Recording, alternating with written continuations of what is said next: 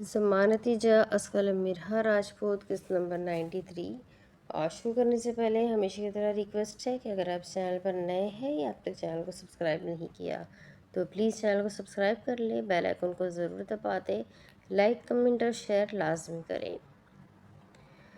तुम्हें ये सब किसने बताया? अपनी हैरत पर काबू पाए जानान ने उसकी आंखों में देखा और एक पल खुद को डूबता हुआ महसूस किया। ये ज़रूरी नहीं है कि मुझे किसने बताया, ज़रूरी तो ये है कि मुझे मेरी मोहब्बत मिल गई। जरियाम ने रिंग बॉक्स से रिंग निकाली और जानान ने मखसूस उंगली में पहना दी। जानान की मखसूस उंगली में पहना दी। अंगूठी उसकी उंगली में गई तो जैसे अंगूठी को चार चांद से लग गए। इतनी गलतफहमियों के बावजूद मैं तुम तक पहुंच गया, शायद इसीलिए तकदीर ने मुझे तुमसे जोड़ दिया था। वो निकाह का हवाला दे रहा था। वो निकाह जो होना तो उसका वहाज से था, लेकिन जरियाम से हो गया क्योंकि वो उसकी किस्मत थी, उसकी ही पसली से बनी थी। अब तुम ये सोच सोच कर परेशान मत हो कि मुझे किसने बताया। वो अभी तक अपनी सोचों में डूबी हुई थी कि जरियाम ने उसकी शहरत पर लब रखे उसे होश की दुनिया से मुतारिफ करवाया। मैं तो ये भी जानता हूँ कि तुम्हें ये सब पता था और तुमने एक दफ़ा भी मुझसे जिक्र नहीं किया, उल्टा हकीकत जानते ही छुपा ली।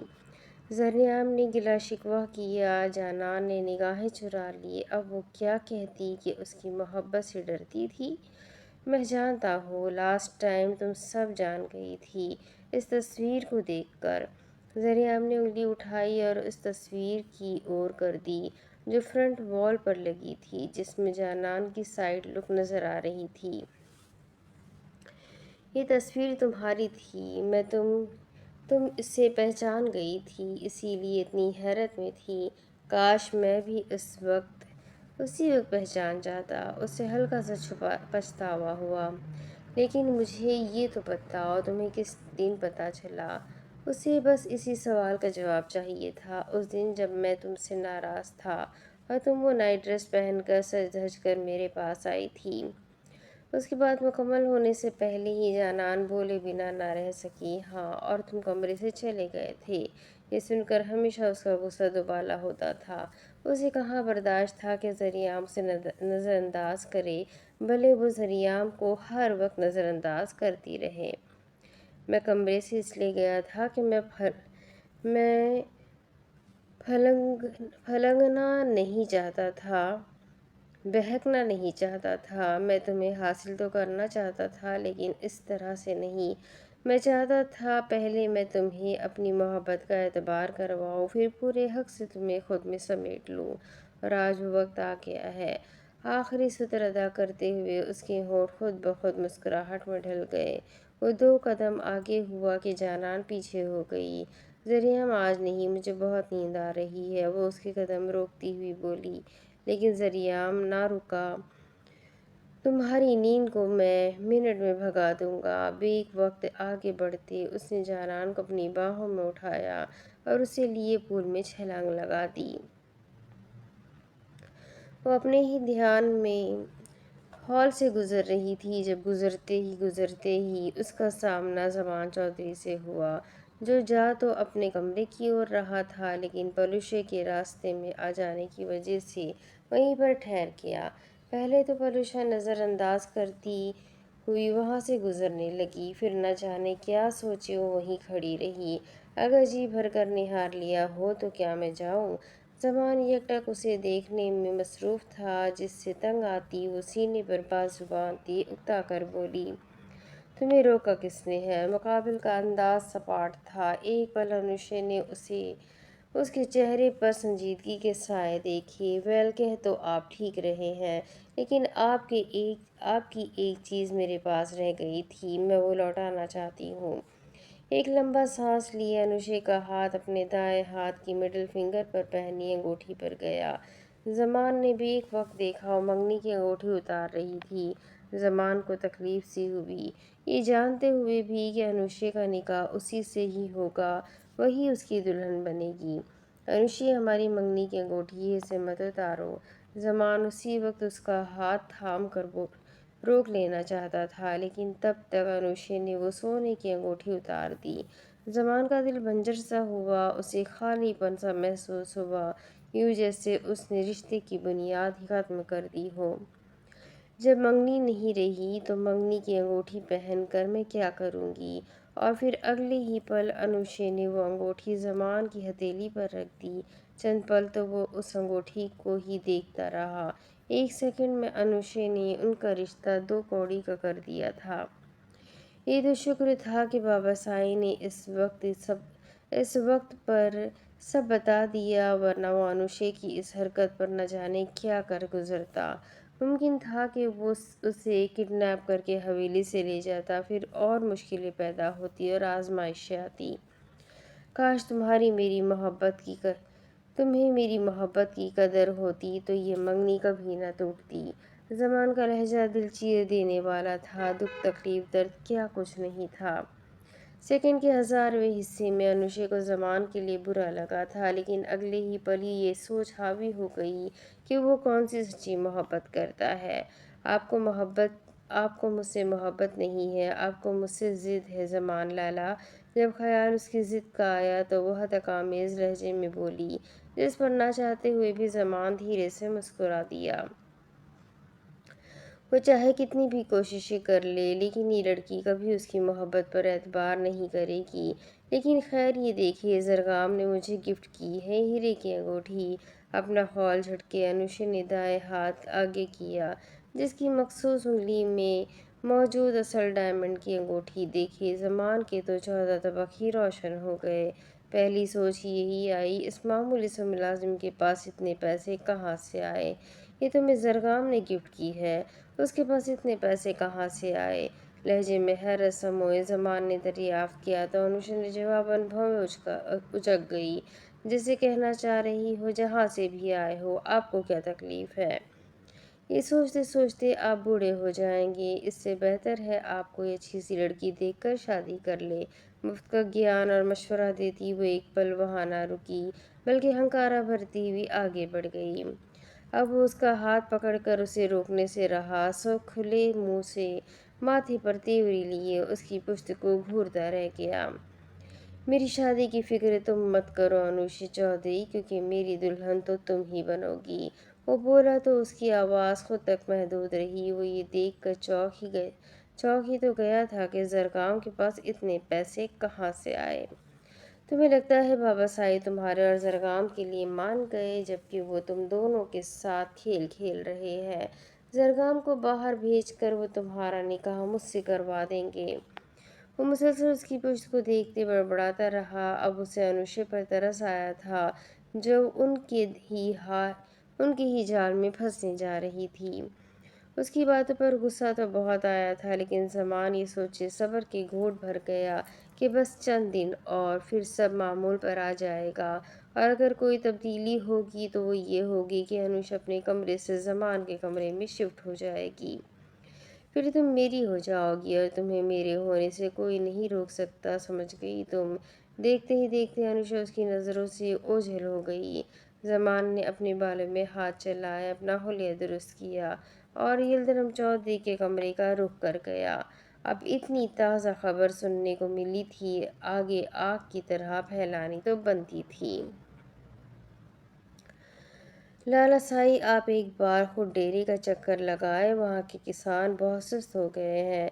वो दोनों मैदान खाने में बैठे थे। ज़रगाम बाहर से कुछ पेपर साइन करवा रहा था, जो काश्तकारी के मुतालिक थे। अच्छा, मैं आज शाम को चक्कर लगाता हूँ। फाइल साइन करने के बाद उनके दरमियान मामूली सी गुफ्तगू होने लगी थी। वहाज को कब से एक ही बात सताए जा रही थी, जो उसे या तो ज़रगाम से करनी थी या फिर ज़रियाम से। लेकिन ज़रियाम तो हवेली नहीं था, सो उसने ज़रगाम से बात करने का सोचा। तुम्हारी बाबा साईं से कोई बात हुई है? जी, उन्होंने मुझे अपने कमरे में बुलाया था। सारे पेपर्स फाइल में डालकर एक तरफ रखते ज़रगाम ने मुतमईन अंदाज में जवाब दिया। क्या बात हुई थी? फ़ौरन पूछा। वो कह रहे थे कि मैं अपनी तैयारी रखूं। उन्होंने मुझसे मेरा आईडी कार्ड लिया ताकि वो अर्जेंट पासपोर्ट बनवा सके, जो कि 2-3 दिन तक बन जाएगा। फिर मेरी پھر وہ میری UK کی ٹکٹ کروا دیں گے اور میں اسٹڈی ویزے پر UK چلا جاؤں گا۔ وہ تم سے نارمل بات کر رہے تھے، میرا مطلب تمہیں ان کی باتوں سے ایسا تو نہیں لگا کہ وہ تمہیں جلد سے جلد بس اس حویلی سے بھیجنا چاہتے ہیں؟ وہ آج کی بھویں اٹکی ہوئی تھی، وہ جواب جاننے کو بےتاب تھا۔ زرگام کو سوچتے ہوئے بولا، جی ایک بار لگا تو تھا جب وہ یہ بات خوشی سے کہہ رہے تھے کہ تم باہر چلے جاؤ گے تو سب سیٹ ہو جائے گا۔ زرگام نے جیسے ہی یہ بات کہی بالکل ویسے ہی وحاج کے تاثرات پھیکے پڑنے لگے، پیشانی پر ان گنت لکیریں نمایاں ہوئی۔ کیا بات ہے لالا، کیا کوئی بات آپ کو پریشان کر رہی ہے؟ اسے پریشان دیکھے زرگام نے استفسار کیا۔ زرگام، مجھے نہیں پتا کہ کیا صحیح ہے اور کیا غلط، لیکن مجھے لگتا ہے کہ یہ سب بابا سائی کا پلان ہے۔ اور پھر اپنی پیشانی مسئلے وحاج نے وہ سب کہہ دیا جو اسے اندر ہی اندر پریشان کر رہا تھا۔ یہ آپ کیا کہہ رہے ہیں وحاج لالا؟ زرگام سیدھا ہو بیٹھا، اسے اس جواب کی توقع نہیں تھی، اسے تو بابا سائی پر یقین آ گیا تھا۔ میں ٹھیک کہہ رہا ہوں زرگام، وہ سب کو بیوقوف بنا سکتے ہیں لیکن مجھے نہیں۔ جیسے ایک باپ اپنی اولاد کی رگ رگ سے واقف ہوتا ہے، ویسے بالکل ویسے ہی میں بھی ان کی رگ رگ سے واقف ہوں۔ وہ کبھی اپنے قبیلے کے اصول نہیں بدلیں گے، وہ کبھی کسی محبت کو قبول نہیں کریں گے، وہ کبھی اپنی ناک چھوٹی نہیں ہونے دیں گے، وہ کبھی بھی اپنے فیصلے پر کسی دوسرے کو ترجیح نہیں دیں گے، پھر سامنے ان کے اپنی سگی اولاد ہی کیوں نہ ہو۔ وحاج نے سب کہہ دیا۔ زرگام نے اپنا ذہن جھڑکا ہوا محسوس کیا اور اسے یہ سب کیوں فیل نہ ہو سکا جو سب وحاج نے محسوس کیا۔ آپ کو لگتا ہے وہ ہمارے ساتھ کھیل کھیل رہے ہیں؟ زرگام نے یہ سوال ڈرتے ہوئے پوچھا تھا۔ کاش کہ ایسا نہ ہوتا۔ مجھے جو محسوس ہوا میں نے وہ تمہیں بتا دیا، اس لیے تاکہ تم سنبھل کر رہو۔ مجھے ایسا لگتا ہے وہ تمہیں باہر بھیج کر انوشے کا نکاح زمان سے کروا دیں گے، کیونکہ پورے قبیلے کے سامنے انہوں نے مہتاب چاچو کو زبان دی تھی کہ وہ اپنی بیٹی کی شادی زمان سے ہی کروائیں گے۔ وحاج کو خدشات ہو رہے تھے اور کئی حد تک یہ خدشات درست تھے، اس لیے انہوں نے مجھے باہر بھیجنے کا فیصلہ کیا تاکہ وہ مجھے کانٹے کی طرح راستے سے ہٹا سکے۔ زرگام افق تھا۔ مجھے یہ بابا سائی کی مکاری لگ رہی ہے، کچھ بھی ہو سکتا ہے زمان، ہمیں ہر قدم کے لیے تیار رہنا چاہیے۔ وحاج نے اسے چوکنا رہنے کی ہدایت کی۔ لالا، میں انوشے کو کھونا نہیں چاہتا۔ اسے ایک جملے میں اتنا کرب تھا کہ چہرے پر بیان نہ ہو سکا، لیکن آنکھیں وہ کہاں راز رکھتی تھیں۔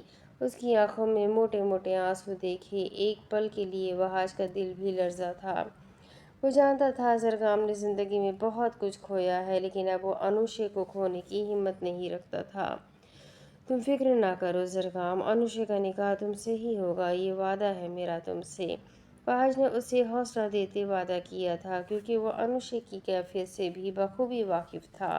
تمہیں اب صرف کرنا یہ ہے کہ بابا سائی پر نظر رکھو، اگر تمہیں کچھ بھی ایسا محسوس ہو کہ وہ ہوشیاری کر رہے ہیں تو تم مجھے فوراً بتانا۔ اب چلو تم میرے ساتھ، ہم بابا سائی کے کمرے میں جا رہے ہیں۔ وحاج اٹھا تو زرگام بھی اس کی تائید میں تیزی سے اٹھا۔ وہاں کیوں لالا؟ سوال ہوا جس کا فی الوقت وحاج نے کوئی جواب نہ دیا، بس وہ اسے آنکھوں ہی آنکھوں میں تسلی دیتا بابا سائی کے کمرے میں لے آیا۔ وہ اندر آیا تو یلدرم کمرے میں بیٹھے اخبار پڑھ رہے تھے۔ نوال بیگم کمرے میں نہیں تھی۔ وحاج اور زرگام سلام کرتے ہوئے صوفے پر جا بیٹھے۔ بابا، آپ سے ایک بات کرنی تھی۔ وحاج سیدھا مدعے کی بات پر آنا چاہتا تھا۔ ہاں کرو، میں سن رہا ہوں۔ بغیر اخبار سے نگاہیں ہٹائے جواب آیا۔ زرگام اس کشمکش میں غرق تھا کہ وہ کیا بات کرنے والا ہے۔ بابا، میں چاہتا ہوں کہ زرگام کے لندن جانے سے پہلے آپ اس کا اور انوشے کا نکاح کر دیں۔ وحاج نے بے دھڑک کہہ دیا۔ یلدرم کو دھچکا سا لگا، اخبار چہرے سے ہٹایا۔ انہوں نے اجرت کے عالم میں وحاج کو دیکھا، جیسے اس نے ان سے ان کی جائیداد مانگ لی ہو۔ کیا؟ انہوں نے سوچا بھی نہیں تھا کہ وحاج چودھری ایسا بھی کوئی مطالبہ کر سکتا ہے۔ بابا، نکاح انوشے اور زمان کا؟ وحاج لفظوں پر زور دیتا ہوا بولا۔ یلدرم ایک پل گہری سوچ میں جا ڈوبے، پھر 2 منٹ وہ خصوص میں رہے۔ 2 سال بعد ہم کر رہے ہیں نا دھوم دھام سے شادی، پھر نکاح کی کیا ضرورت ہے؟ جب کوئی بات بنی تو وہ فارمل ہوتے ہوئے بول پڑے۔ ضرورت ہے بابا سائی، حویلی میں ایک چھوٹی سی نکاح کی تقریب رکھ لیتے ہیں۔ وہاں زور دے رہا تھا تاکہ ان کے چہرے کے بدلتے تاثرات جان سکے۔ لیکن وہاج ہم قبیلے والوں کو کیا کہیں گے؟ ان کی نظر میں تو زمان ایک ملازم ہی ہے نا۔ باتیں بنانا وہ خوب اچھے سے جانتے تھے۔ ایک وقت وہاج نے زرگام کو اور زرگام نے وہاج کو دیکھا، جیسے آنکھوں ہی آنکھوں میں کوئی اشارہ ہوا ہو۔ گھر میں سادگی سے نکاح ہوگا، کسی کو کانو کان خبر نہیں ہوگی۔ وہ ہر سوال کا جواب دینے کو تیار تھا۔ اب کی باری یلدرم کو تب چڑھی، وہ ایک ہی بات پر اڑا ہوا تھا۔ یہ نہیں ہو سکتا وہاج، نکاح 2 سال بعد ہی ہوگا، یہ میرا آخری فیصلہ ہے۔ اور پھر اگلے ہی پل وہ درشت لہجے میں انکار کر گئے۔ وہاج نے بھویں اچک لی۔ ان کے انکار کا وہ کیا مطلب نکالتا؟ مطلب تو یہی تھا کہ وہ جو سوچ رہا تھا وہ ٹھیک تھا۔ بابا سائی کوئی گیم کھیل رہے تھے، جبھی ان دونوں کا نکاح کرنے کو راضی نہیں تھے۔ وہ جب شکی نگاہوں سے انہیں گھورنے کو لگا تھا۔ تم مجھ پر شک کر رہے ہو؟ ایک ٹانگ پر دوسری ٹانگ چڑھائے یلدرم نے اس کی آنکھیں پڑھ لیں۔ وہاج بے اختیار ہی مسکرا اٹھا۔ میں زرگام کو قبول کر چکا ہوں، کیا اتنا کافی نہیں ہے؟ وہ سنجیدہ تھے، جیسے کوئی مکاری نہ کر رہے ہو۔ جب قبول کر لیا ہے تو رشتہ جوڑنے میں کیا دقت ہے؟ نکاح نہیں تو منگنی کر دے۔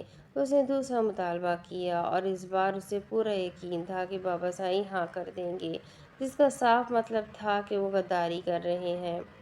پہلے تو یلدرم سوچ میں پڑے، اب اتنی جلدی ہاں بھی نہیں کرنا چاہتے تھے۔ پھر 2 منٹ سوچنے کے بعد ان کا سر اس بات میں جنبش ہوا۔ ٹھیک ہے، منگنی کی تقریب رکھ لیتے ہیں۔ یلدرم نے حامی بھری تو وہاج دوبارہ سے مسکرایا، ایک ایسی مسکراہٹ جو یلدرم کو کسی شک میں مبتلا کرنے کے لیے کافی تھی۔ پھر جلد ہی وہ دونوں وہاں سے نکل کر ڈیرے کی اور روانہ ہو گئے۔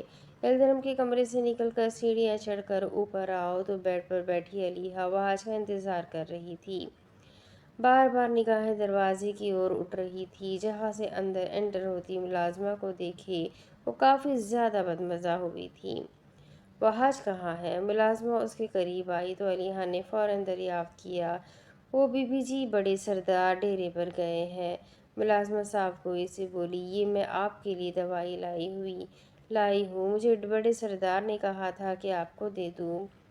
ملازمہ نے ہاتھ میں پکڑی دوائی کا شاپر علیحہ کو تھمایا تو یوں ہی بیٹھے بیٹھے علیحہ وہ شاپر کھول کر دوائی دیکھنے لگی، اور دیکھتے دیکھتے ہی ایک پل وہ ٹھٹک سی گئی۔ گولیاں تو بند تھی، لیکن کیپسول کو دیکھ کر ایسا لگ رہا تھا جیسے وہ ٹھیک طریقے سے بند نہیں ہوئے۔ یہ کیپسول کھولے تھے تم نے؟